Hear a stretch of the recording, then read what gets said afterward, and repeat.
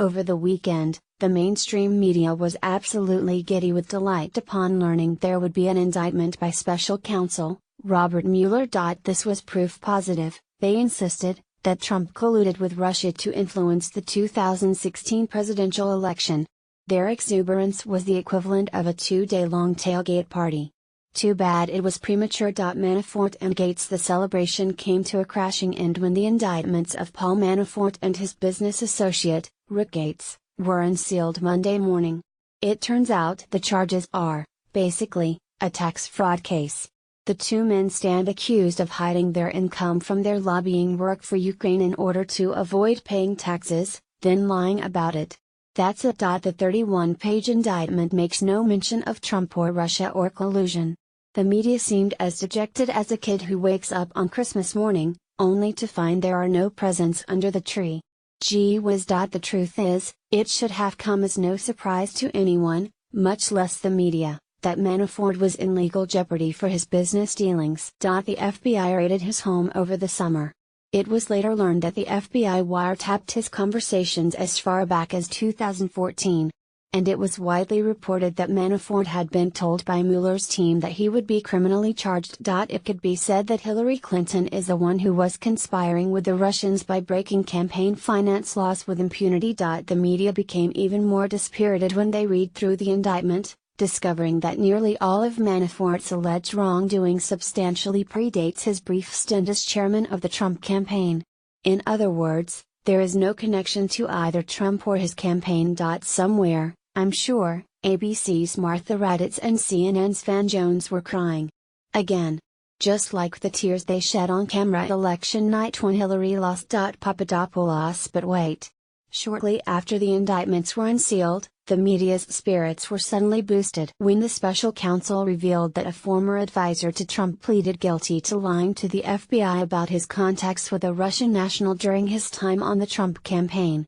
Surely this was evidence of illegal collusion, right? Wrong.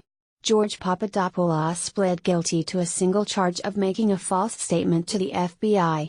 He was not charged with so-called collusion because no such crime exists in American statutory law, except in antitrust matters. It has no application to elections and political campaigns. It is not a crime to talk to a Russian. Or, in Papadopoulos's case, attempting to talk with a Russian through an intermediary. Not that the media would ever understand that. They have never managed to point to a single statute that makes colluding with a foreign government in a political campaign a crime, likely because it does not exist in the criminal codes. To put it plainly, Mueller is tasked with finding a crime that does not exist in the law. It is a legal impossibility. He is being asked to do something that is manifestly unattainable. But that did not stop them from accusing Donald Trump Jr. of illegally conspiring with the Russians when he met with a Russian lawyer to obtain information on Hillary Clinton. What law did he break? None. The Federal Election Commission has made it clear that it is perfectly lawful for foreign nationals to be involved in campaigns, as long as they are not paid and do not donate money. Which brings us to Hillary Clinton.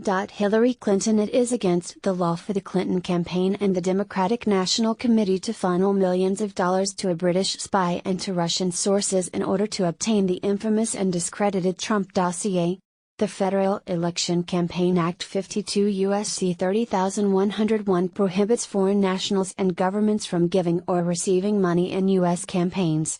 It also prohibits the filing of false or misleading campaign reports to hide the true purpose of the money. 52 U.S.C. 30121. This is what Clinton and the DNC appear to have done. Most often the penalty for violating this law is a fine, but in egregious cases, like this one, criminal prosecutions have been sought and convictions obtained. In this sense, it could be said that Hillary Clinton is the one who was conspiring with the Russians by breaking campaign finance laws with impunity. But that's not all. Damning new evidence appears to show that Clinton used her office as Secretary of State to confer benefits to Russia in exchange for millions of dollars in donations to her foundation and cash to her husband.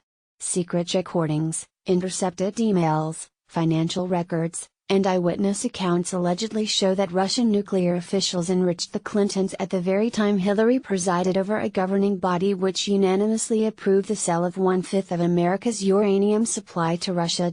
If this proves to be a corrupt pay-to-play scheme, it would constitute a myriad of crimes,